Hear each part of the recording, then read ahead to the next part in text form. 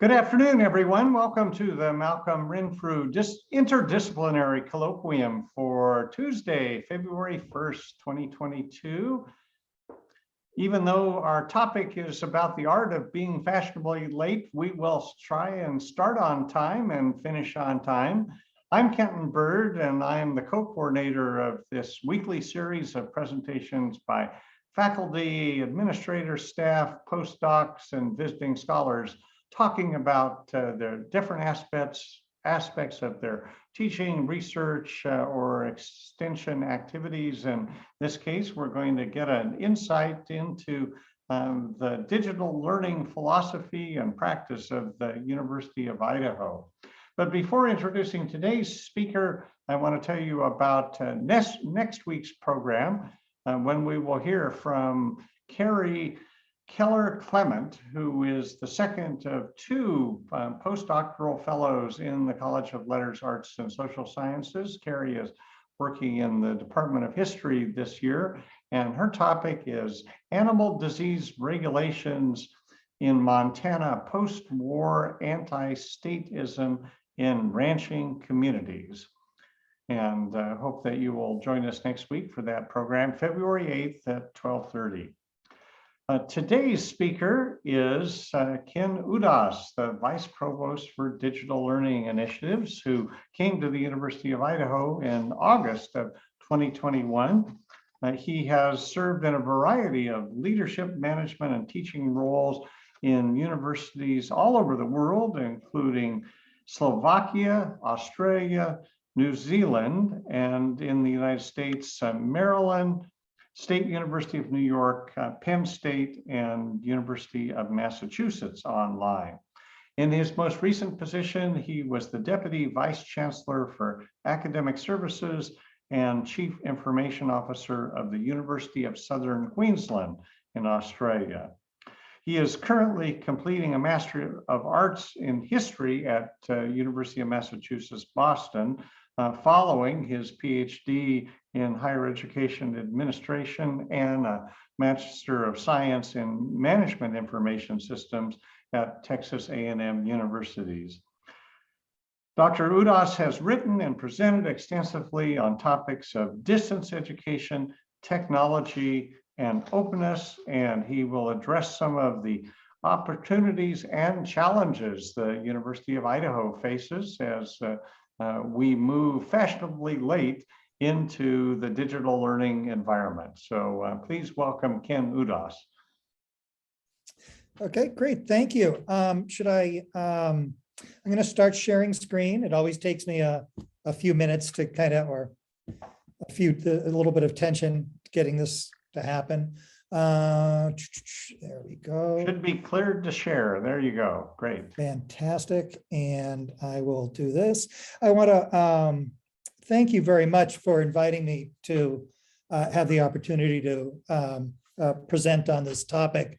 I have to admit I'm a little flattered. So let me just sort of dive in and start out with a land acknowledgement. I am located here in Moscow, so I'd like to just say that the University of Idaho, Moscow, is located on the homelands of the Nez Perce. We extend gratitude to the indigenous people that call this place home since time immemorial. The University of Idaho recognizes that it is our academic responsibility to build relationships with the indigenous people to ensure integrity of tribal voices. I am going to apologize as well because whenever I share my screen, I can't see anything but my own presentation. So I can't see hands raised or anything. So please feel free if there's an issue just to be audible with it and just let me know. I would also like to just take a moment to sort of thank a gentleman named Kevin Cochran, who is an old colleague, and he's now over at the State Board of Education in Connecticut. He and I have both talked a little bit about being at universities that haven't had a long-standing sort of institutional history with online learning, and we've talked a little bit about this. I'd also like to make reference to Chris Nomura's presentation. If you haven't seen it, it's good. And he's actually done some of the heavy lifting of explaining how the R1 effort was started and how it's funded. And that's not dissimilar from the online learning effort. So that's that might be worth checking out if you're interested. He saved me a few words anyway. So I'd like to start because it's just a little bit about the title and really how we're not going to lean on it too heavily.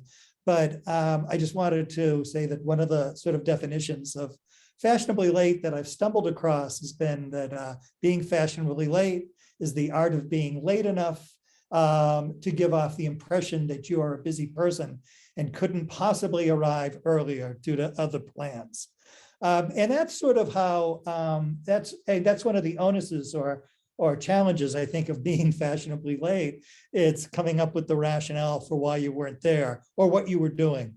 I will make slight references to being fashionably late, but I think it's equally important to recognize, at least in my thinking, it was important to recognize that being on time is actually pretty fashionable. And the least fashionable of all things is arriving early, although there are definitely some benefits in being unfashionable in this context. So I'm going to talk just a little bit about the origins of why we're talking about online learning and why why I'm here at the university. And like the R1 effort, in about 2020, President Green charged a group of individuals to put together a working paper and to consider certain aspects about online education and digital education more broadly at the university. And he charged the group to examine how the University of Idaho could move rapidly into online course and program delivery. So there was the sort of idea that we wanted to be there. And then also to explore the steps needed to build sort of a stronger remote capacity to do online learning and remote education in the ways that we would like to do them, and to enhance our not only our academic offerings, but I think our service offerings that support academic programs. And before you go on, could you move to a presentation mode with your slideshow so that we don't see your future slides, and that might be a little simpler for the audience to follow. I am sorry. Let me see. I think just maybe. You know what I've got to do? I've got to swap displays. Yeah, and then on the bottom line there, yes, the one that looks like the projector. If you click it. Yeah, I've got it. I apologize. Once again, I don't see what you're seeing, so I'm going to. Yeah, just on the bottom toolbar, the one that looks like a little screen. Yep. I'm on that, and let's see. I'm not sure why I didn't share. I apologize. You are sharing screen. Or on the top toolbar, I think just go to slideshow, and that will give you the option to go forward. Okay. There you go, that one, yes. Oh, so you've got that. Now I can't see it. But let me just, do you still see it? Now we're seeing all of your next slide and all of the bottom ones. So, okay, I will drag this down. On the top toolbar here, there's one that says use slideshow. So that might work. Okay, so I've got,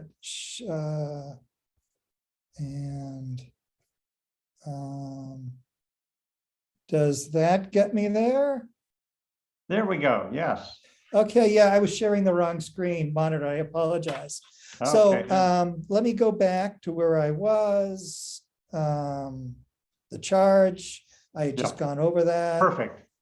And recommendations. So from that group, there was a number of recommendations that were created. And these were all pretty straightforward, as you can imagine. They created, this the idea of streamlining services, and eliminating redundancy in the university for online learning, improve student success measures and outcomes, that is getting a better handle on what we're doing and why we're doing and what the impact is, developing and implementing processes that better use data and are better at reporting, enhanced service capacity programming, and make it available to all colleges and each of the and throughout the university. And then, there's the sort of punchline at the end is increase enrollments and the revenue generated through increased enrollments. So there certainly is a financial component to this as well. So those recommendations also came along with a number of assertions and conditions. And remember, the report was about 40 pages long, and it is available on the University of Idaho website. So I've actually condensed it to about 4 pages, and this is part of that. So there were certain assertions and conditions that were also expressed. And certainly one of them was academic authority remains in the academic units. And I will say that in no place that I've worked has that not been the case. So that's quite natural. The university's online efforts are guided by an educational strategy or an online education strategy. Online learning growth and quality are promoted through a sustainable financial model. And that speaks to the idea that that there's an expectation that online learning will not drain resources from the university. The university's portfolio of online distance programming is financially sustainable, as is the unit that's supporting it. Online learning engages in the support and supports digital innovation. Functions are coordinated centrally. Student support services and technical service delivery becomes more continuous. And I think that here they were really striking at sort of addressing issues around fragmentation, particularly for students and faculty. And then finally, student success is the priority and focus of online learning at the university. So those were sort of the conditions and assertions that were sort of put out there in the white paper. Now, along with that, the group provided some information about what the expectations would be, at least in regard to enrollment growth and in terms of financial reward for doing online. And, on the left here, you have the projected growth in terms of the numbers of students. And I'd have to say that this is a 5-year projection. And the idea of there being 4,000 students who would find value in and would register for University of Idaho online programming is not a stretch, in my opinion, at all. Particularly if we do some of those things that the group was suggesting that we do. There are some, I'm a little bit more skeptical, I think, about the second screen, or the second rather graphic, that shows the sort of revenue growth relative to expense. I think that these costs are pretty underestimated. Certainly revenue is something that can be easily calculated, but those expenses are pretty light. Sort of developing and resourcing high quality student and faculty support, academic services, and new program development is not an inexpensive set of activities. But these were the sort of figures that were put in that white paper as well. I'll just mention too that sort of supporting this dialogue is the fact that in the United States, that since the 2013, 2014 year, residential enrollments have been declining in the United States, and over that period, we see a net sort of contraction of students of about 2 million, and distance education has increased by some significant amount. And what falls in between the two of those are areas that are not fully distant. So as a percentage, residential instruction has contracted about 9.5%, while distance has increased by about 1/4, what's important here, I think, is to realize that at least across the nation, the ratio, it used to be back then, it used to be that about 1 out of every 3 of your students would be online. It might be at a distance, whereas now that has changed quite a bit. So it's much closer to parity. And those were IPED numbers. Now, I know that we've been asked a little bit about vision, and I'll start by sort of the broad sort of notion of vision, and that's the university would like to be, increasing access, increasing success, and increasing impact by doing more online, remote, digitally enabled, or enhanced education. And they can be articulated and measured in a number of different ways, but certainly engaging in academic outreach generally, whether that's supporting extension services and dual enrollment with high schools, meeting the needs of students and industry partners or public service partners or whatever the case may be, being more accessible to non-traditional as well as traditional learners, engaging more effectively in communities. Certainly around dual enrollment, helping to improve go-on rates. And these are the types of things that we would like to see come out of any effort that we invest in that has to do with academic outreach or online learning. I would say, though, on a more tactical level, if I were to be looking at what we're doing, I'd say that, we probably want to have sort of two outcomes. I would envision over the next 5 years or so having two sort of outcomes. One is that our online learning effort is sustainable, and that we're able to, with the way we approach this, reduce the barriers for faculty members and academic administrators rather, to launch new programs and be a little bit more experimental with them. And that's one part of the that's one important part of the vision. And the other part that's more tactical as well is that we organize in such a way that we're allowed to, or that we create spaces that allow for more experimentation and that allow us to be sort of have more likelihood of being unfashionably early to what we might want to be doing in the future. So I think that there's sort of like two different sort of general visions there. One that's just more institutional, and one that's perhaps a little bit more focused on really the nature of our online learning operations. So I'm going to take a few minutes then and talk a little bit about the mechanics. That is, how I see us moving forward, and to discuss a little bit of some of the proposals that I put on the table and that have been available to varying degrees for review. And I will mention that what I've done, or how I've approached this to this point, is I put together an online advisory group, which has included a number of academic administrators who provide important services, their student services and what have you. The academic deans are also part of it, members of academic governance and student governance, and then some other support individuals. And I've been sort of working through a team space and posting documents and proposals, engaging in dialogue. So I'd like to just basically talk a little bit about the different bits of capacity that I think that we need to develop.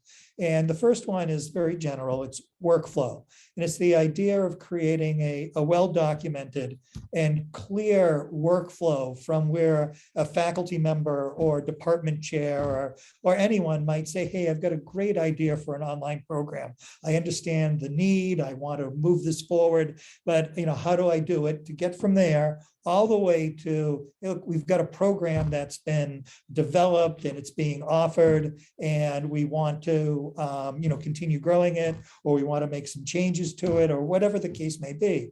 How do you get from that first scenario or that first state to that final state or that other state? So what we're doing is putting together basically a description of, this is how an individual can engage in the process to be able to sort of easily sort of vet a new program, sort of go through the process of doing a little bit of analysis, a little bit of, well, what type of demand is there? What's the potential for the program to be successful? What types of students do we want to attract? Are there different needs for student services for those students? And so on, right through the program development process that might include course design and development services, all the way through how we launch new programs where they can be easily found by prospective students, how to do university outreach, whether that's marketing outreach or other types of outreach, right through the process of annually doing enrollment forecasts and planning appropriately. And I will try not to bring in too many examples from other places that I've worked, unless it's the point is that I'm bringing up an example.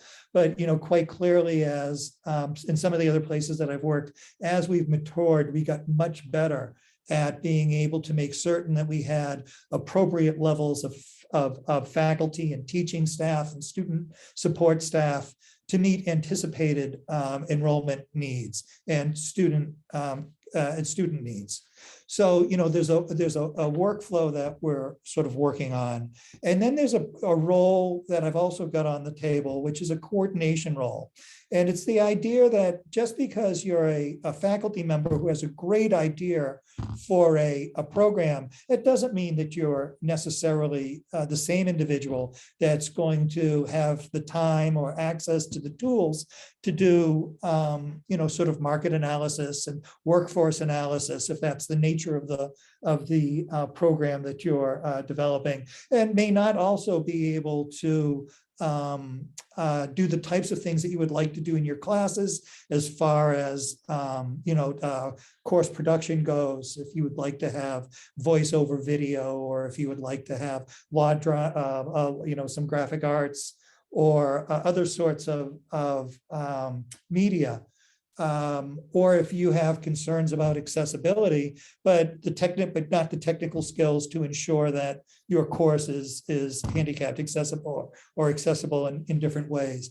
So where I'm going with it is that what we're putting on the table is the idea that we have a professional that's assigned to the program to help the program go through that process and that workflow.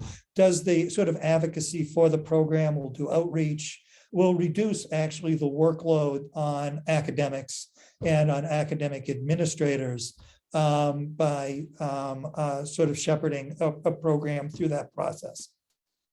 And so those are two related proposals, or parts of the mechanics of doing increasing our online portfolio and supporting programs. I would like to also say that I'm working on a revenue model that's specifically for distance online programming. And I'm going to flip over here to this next slide and talk a little bit about what that revenue model would look like. And it's under the assumptions that our distance online learning programs will attract students who wouldn't otherwise have attended the university. So we're not really talking about those programs in which we have students that are taking courses in residence, and they may want to take some of their course or some courses within a program. Those are students online. Those are students who are already here.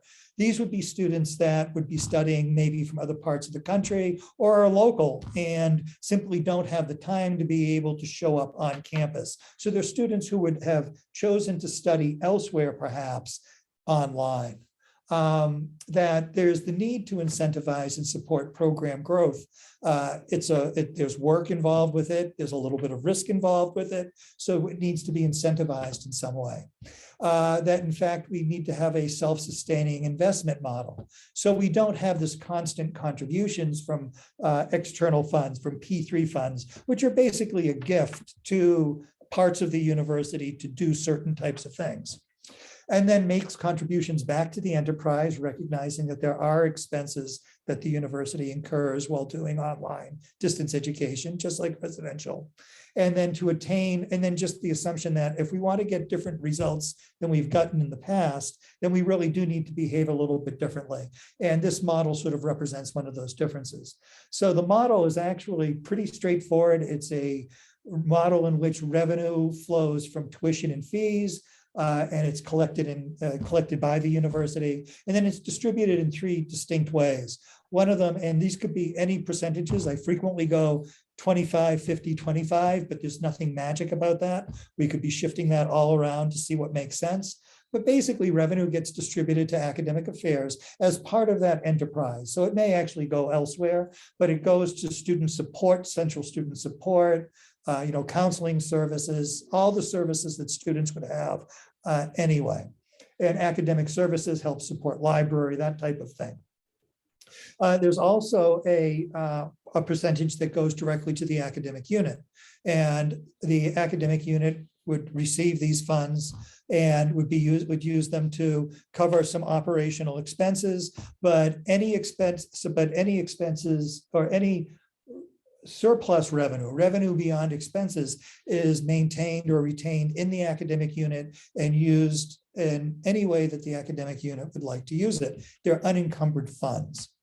And then distribution to an investment fund. So there's resources available for new programs to be launched without there being the question about really whether there are funds available, how do we go about acquiring them, what happens if they simply aren't available, and that sort of thing. So I will mention, and I will use an example, I will mention that while I was at Penn State, for the equivalent to class, the rough equivalent, the College of the Liberal Arts, we would redistribute to the College of the Liberal Arts. It was a few $1 million a year in unencumbered assets, financial assets, to be used at the discretion, and it could be used for just about anything. So it could be a non-trivial distribution into the academic unit for all sorts of development purposes. And I will mention that the next slide, I'm going to actually talk a little bit about the investment fund, because that's a little bit of a subtle thing.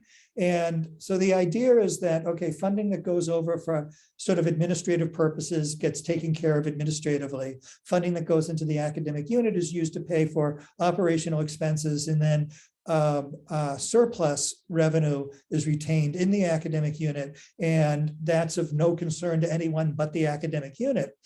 But the resources that end up in an investment fund are in effect community funds. That is, they're funds that have been generated through the work of academic units and the work of support units. So these funds need to be governed in some way.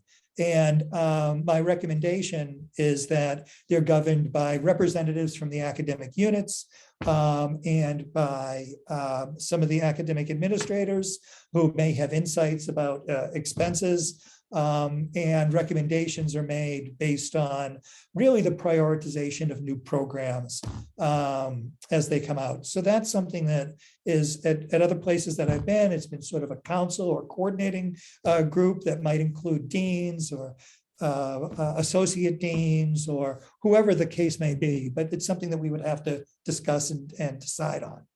And then finally, there are 3 other areas that are part of the mechanics of doing online learning. There's a student attraction function, which we frequently call marketing, but it tends to be a little bit broader than that. And that's something that the Communications and Marketing Division and Strategic Enrollment Management Group have been sort of going back and forth with. There's also course and program design and development, and that's the mechanics of actually helping support, course design, development, production, and CETL has historically done that here. And they're working a little bit on that. And then there's academic and student support services, which has sort of been a combination of the Student Support Services Division and Strategic Enrollment Management has been working on that. So those are just sort of the mechanics. Those are like what we really sort of need to do to be able to get our online learning operations sort of working efficiently and reliably. So there's transparent processes, people know how to engage in them, and we actually have the capacity to support teachers and students and faculty members and deans and department chairs and academic leads to sort of move these programs forward in a way that's reliable and supported. But is there something, and so that's sort of the, sort of like in a sort of a potted history of what we're trying to do, or what I see that needs to be done that's in front of us, and sort of what we're doing right now. In addition to, sort of supporting new programs that are coming through and that type of thing. So, but beyond that capacity building, beyond that making things efficient, Well, we need more than that. Is there something more to what we're trying to do than simply process development? And like most kind of, good questions, I guess, it kind of depends. And it depends on a few things. I would say that, if we honestly believe as an institution that, the nature of our society is pretty stagnant, it's not going to change. Our learners are going to be pretty much the same in 5 years as they were 20 years ago. And if we don't think that there are different problems that the university is going to be addressing in different ways, so if we think that we're in a relatively static environment, then yeah, building capacity is just enough. That is being able to do what we have thought we've been able to do, or be able to do what we're currently doing and what we've done for the past 20 years better, then yeah, sure, that's enough. But I think that probably most of us believe otherwise, and that things are changing and that there are different societal needs. Universities are expected to behave differently, produce differently, do different things. And our students, the students that might be coming to us, may have different expectations. They might look different. They might be be of a different age or different ethnicity, or have different interests in higher learning. And if that's the case, then probably no, building capacity will not simply be enough. But what will be enough, and where do we start? What I would suggest, and this is sort of my thinking right now, is that culturally we need to be equipped to do things differently. We need to be able to try, we need to be comfortable being able to try and to fail early and often. And I'm going to make an assertion here that I think is certainly subject to debate, but is that universities are sort of inherently conserving organizations. It's not that we don't like to, we're constantly discovering new knowledge, we're constantly teaching a little bit differently, we're constantly engaged in change, but fundamentally we're conserving organizations. We have a set of values that keep us anchored, and we are, which is great, but what also leads us to patterns in which, successful universities like the University of Idaho, like Penn State, like, the University of Texas and Harvard and so on and so forth. Successful universities are culturally predisposed or disposed to succeeding in the same ways that we know best. We like to do what we've done in the past that has gotten us to where we are. In fact, most of our processes and most of our practices reinforce norms and reward those norms that have generated success. I would suggest, though, that one path to overcoming sort of a university's conserving nature is to create a sort of free and ordered spaces that may form new norms. And that those spaces, they do need to recognize the values of the university, but they also need to be in a position to be able to challenge some of those safely. And I'm going to just throw a few examples out here, and my guess is that others in this group will be able to tell me what some examples are at the University of Idaho. But I'd like to just do 3 very quick examples. One of them is from the Open Polytechnic of New Zealand. And the Open Polytechnic is it's a institution in New Zealand. I had served it for a period of time, for a few years. And they were converting from being they were a distance education provider, but not an online provider. And they were a national university, and they supported a lot of sort of vocational and occupational needs of a very rural country. And one of the things that when I first got there, I heard a little bit about was this program called LifeWorks. And I didn't hear much about it, and I certainly didn't hear anything positive about it. I had heard that it was an initiative that the vice president for new business development had launched, and that it deals with some students that we normally don't deal with, but it's not being well received. Now, I got to know that vice president pretty well. I reported to him pretty well, and we were doing some interesting things in online learning, trying to get, sort of transition the university from doing correspondence-based, high-quality correspondence education to online. And Donovan, who is the vice president, started talking to me a little bit about LifeWorks. And what they were really trying to do is address the needs for students who weren't even really prepared to get into a polytechnic and succeed.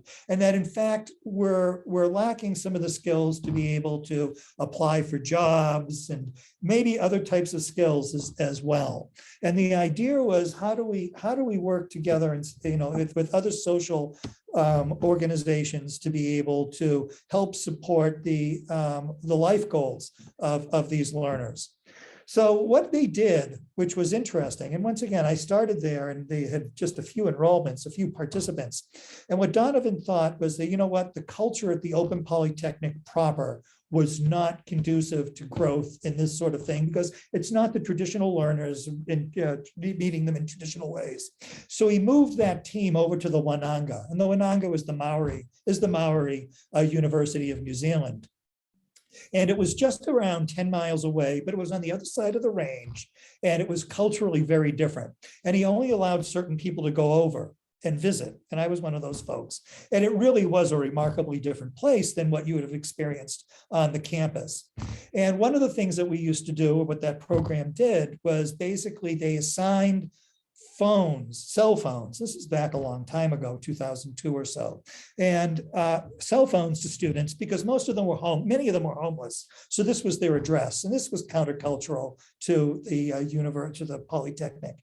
But in any event, over a very short period of time, the LifeWorks project became, we had about 35,000 students.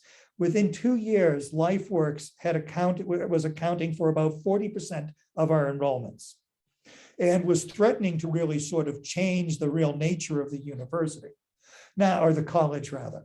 So that's an example that I wanted to put out there about how Donovan, in this case, removed the LifeWorks project from the current context into one that would support it and the outcomes of that program. Now, Penn State did a very similar thing with the World Campus. Penn State is a pretty successful university that has a very, very, very strong traditional culture and a very strong identity around, particularly its flagship campus, but the other campuses as well in Penn State. I think at the time there were 25 campuses geographically distributed, but the big one, of course, is in State Park. In any event, they decided that they would set up a separate delivery campus, just like most of the campuses, and they would create an environment. And it wasn't really for online learning, the technology component. It was recognizing that these learners may very well never step foot on a campus and would not really behave or have the same needs as students who typically show up to the football games on Saturday and or on campus or on one of even the regional campuses.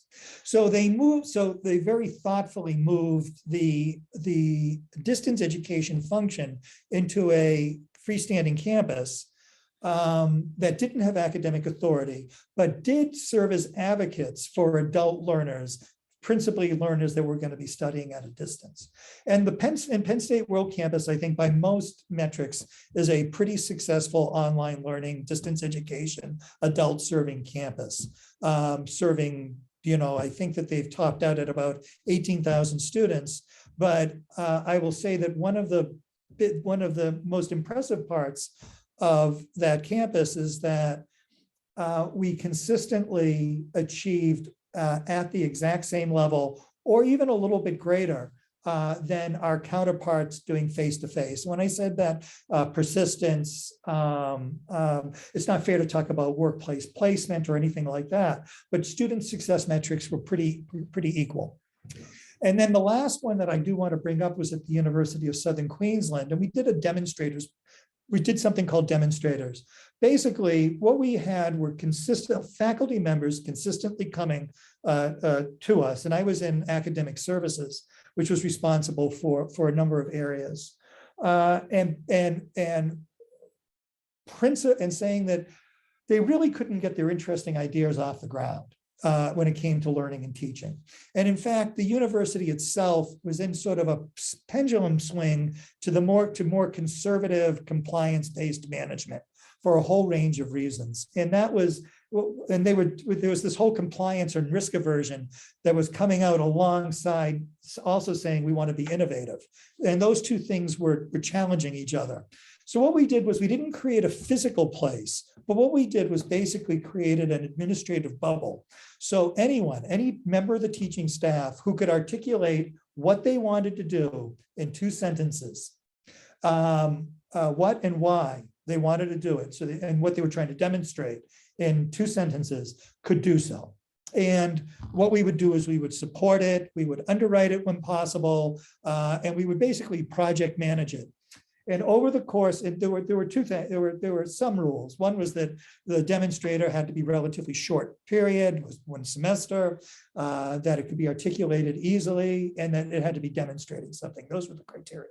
In any event, where I'm going with this is simply that over the course of the 18 months that we were running these, or I should say the first 18 months, we engaged a majority of the academic colleges. We did about 80 demonstrator projects. We impacted about 80% of our students. We had about 30,000 students there. And we did all of that, and we ended up adopting a number of the new technologies and new processes. I don't want to go into them because we don't really have the time, but some of them were really very, very interesting. But really what it came down to is that we created an environment that functioned culturally differently from the rest of the university in regard to the level of compliance that took place, the bureaucracy in establishing something new, getting software, all of those sorts of things. So what I wanted to do was provide 3 examples for how universities that I've been part of have created sort of separate spaces that were culturally different from those in the main campus. The same cultural features that made the main campus very successful was not necessarily conducive to these other things that we were trying to do, or that the university wanted to do. Now, just very briefly, at the University of Idaho, I've actually heard some really interesting things over at Extension, and then in WWAMI at Echo. I think that those are some examples of how in different parts of the university, there's been sort of things carved out that has allowed for some, or supported some things to happen that haven't happened in other parts. So finally, for some concluding thoughts, I think that, certainly investment in online learning capacity building, all those sorts of things that I was talking about before is essential. But it's more than, but we need to do more than just improve our current processes. We have to sort of approach and really address sort of some dispositions and so on that challenge current norms. Doing things differently that change norms is different than doing things differently to preserve those norms. The former, that is doing things that actually challenge current norms, is exceptionally difficult to do from the inside out. That is to be embedded and to just sort of, it takes a long time. And then give change a fighting chance, create that free and ordered organizational space that promotes at least being fashionably on time, if not unfashionably early. So I think that just about concludes it. I'd like to just leave with this quote from James Cattell. For those of you who might be psychologists, you might recognize his name. And he asserted while at Columbia that there should be as much flexibility and as complete anarchy throughout the university as consistent with unity and order. And I enjoy that quote. So in any event, thank you very much for your patience and forbearance. I will stop slide sharing now. And is that done? Hello? Hang on a second. I'm just going to cancel your, there we go. Excellent. So thank you, Dr. Udas, for that informative and thought-provoking presentation. And as we shift over to the audience response, we have a question from Professor Graydon, who wonders if we have enrollment numbers for online courses from January of 2000 to February of 2022, or something that would give us a historical perspective on the numbers of students, the numbers of courses, the reach of our distance and online program. Yes, no, I appreciate that. And I'll mention that I purposefully did not include any figures that were national during COVID time, just because, things have been strange. Yes, and in fact, right now, we have, if you count fully online students, and that's how the registrar office does it. So it's, students that are in academic programs that are designated to be online, but are also only studying online. So they're not taking any physical courses in physical spaces. And we're at about 840-ish students. And that is an increase. And we're seeing it in a few programs. We theoretically have about 30. So to answer your question, yeah, we're growing on a very small base, sort of double digit over the past few years. So that's the response to your, I think, a direct response to your question. And in fact, we can get those numbers. I will say that the growth is in a very small group of programs. And in fact, a few of them are in class and really natural resources. That's where the growth has come. But once again, we have programs that are still relatively small. And many of the programs that have students enrolling online don't have as many full-time online students at this university. Professor Graydon has a follow-up. Please go ahead, Dale. Is there a way of, thank you for your presentation. Is there a way of measuring not programs, but my Department of History is mixed, online and live classes. Is there a way of measuring the number of I don't know, do we call it hours or courses of students taking online? Is there a way to measure that? Yes, there is, and we do have a mix. So I don't have it open in front of me, but I do have sort of a sheet that's been produced by the Institutional Research Group by Wes that does do that. It takes every one of the programs and emphasis within the programs and basically says, this is the number of students who only study online. These are the number of students that have taken online courses in this program, but are not full-time, that are not only studying online, and then the total. And he sort of rolls it down at the college level as well.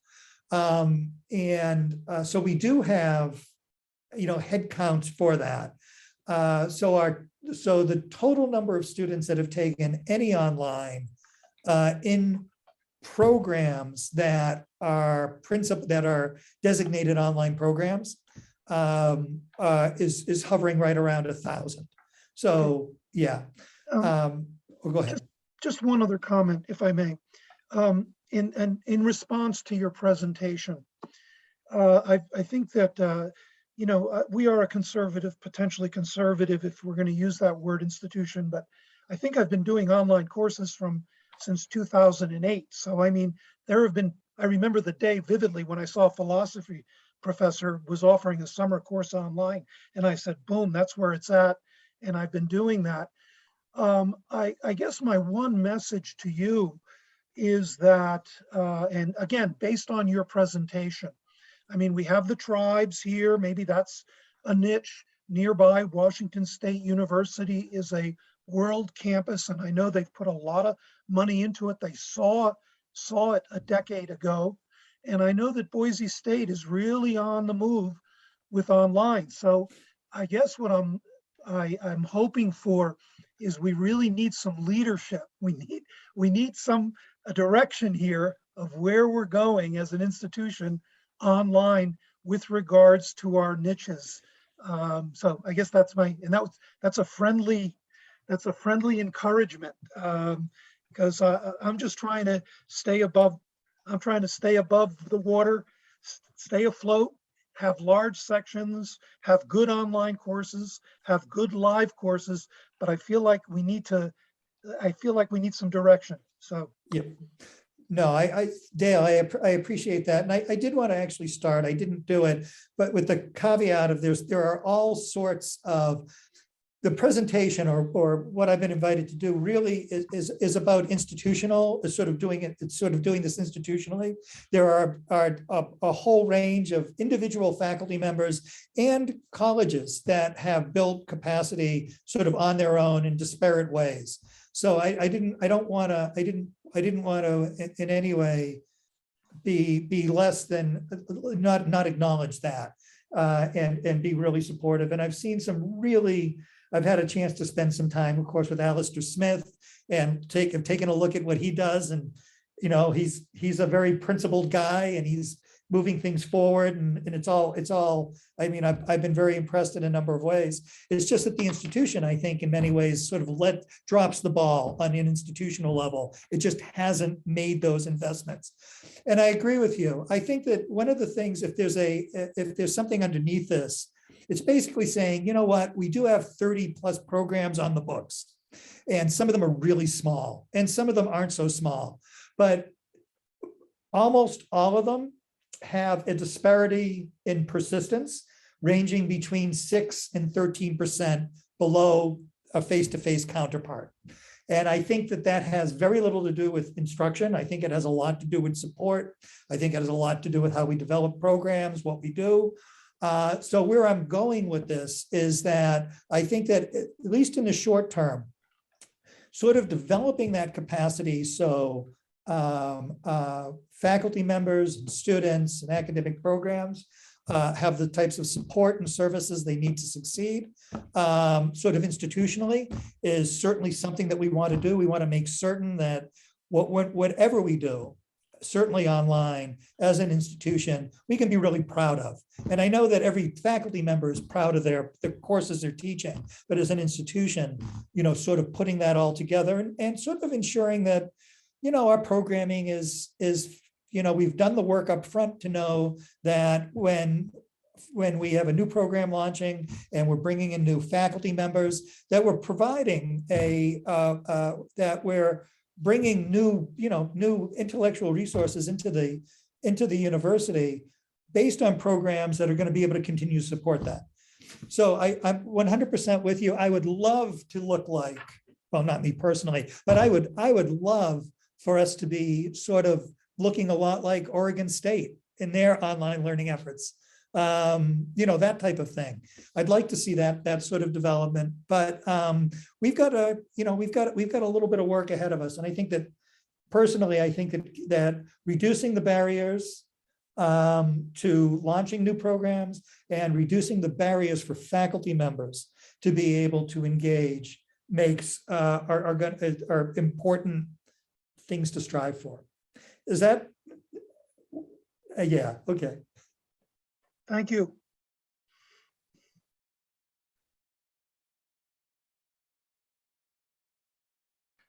We have about 7 minutes to go. We could take a couple more questions or comments, or any of you who are engaged in distance and online education and would like to share an experience, positive or negative, or talk about a barrier that is keeping you from moving your classes to a digital environment. We've got a number of faculty in the audience, and hope that you would speak up and let our new Vice Provost know what the challenges and rewards are. There's one at the chat. Yeah. Yes, Sherry has put a comment in chat. Online students are currently not included in enrollment numbers. How will that change with this initiative? Okay, online students are currently not included in enrollment numbers. Online, I'm going to need some clarity on that because the registrar's office does provide us with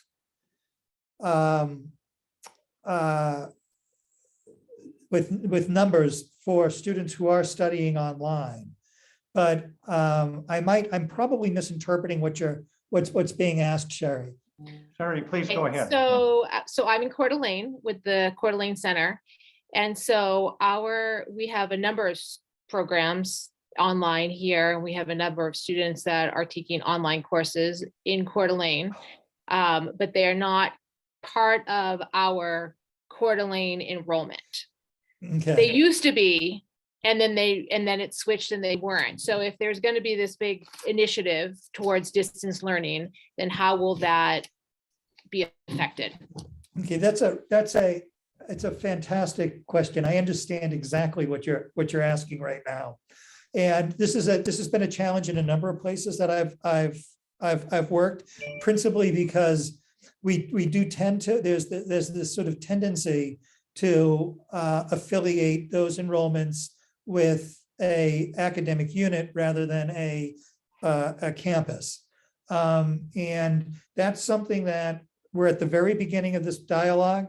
It's something that I actually have met with the CEOs of the centers recently, and talked a little bit about how we ensure that enrollments are assigned appropriately. So I think that that's simply a matter of institutional commitment to, assigning enrollments to the correct locations. It should be certainly, if you have a student who's engaged, who's a student at the campus and they happen to be taking online credits, it should be, there should be that connection. So I understand the problem. I understand your question. I understand the gap. I don't administratively understand how to tighten that gap, but I will say that the CEOs for each of the centers are involved in the discussion about how to do that. Is that helpful? I mean, I don't have the Yes. answer. Yeah, no, that's great. That's great. Thank you. You're welcome. Another question or comment, if you want to put it in chat or just unmute yourself and ask away.